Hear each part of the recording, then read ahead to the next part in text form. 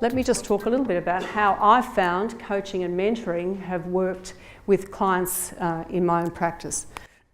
So the first example I've got is of a CFO going through an initial public offer with his company. So taking a company from limited shareholding to public listing.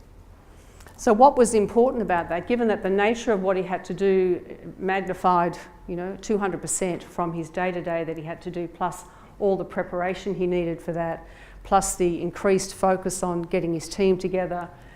His coaching need was to manage his relationship primarily with the CEO and the board. And what he needed was some mentoring from another CFO who'd gone through a similar process.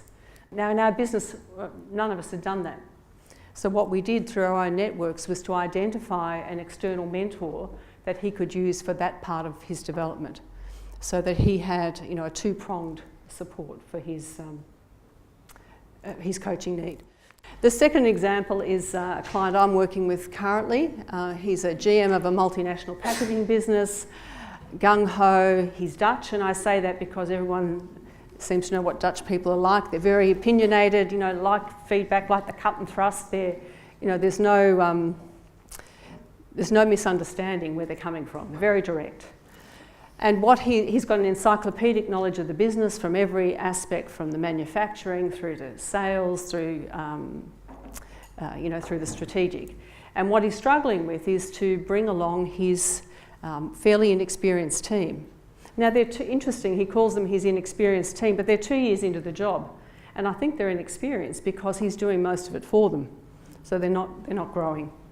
So our coaching is around helping him develop up what that vision is that can bring those people along with him and how they might meaningfully commit to that.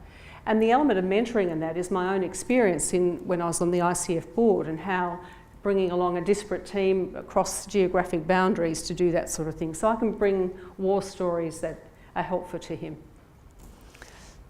And the final example is, again, a young financial specialist looking for career advancement. Within a multinational. And her coaching was about identifying her next career move and looking at how she might grow her visibility. So that was very clear about her identifying those things with my probing and support. And again, very useful to share my own experience of doing that in a global setting. So the overall relationships coaching, the more focused parts of it were about mentoring and sharing of experience.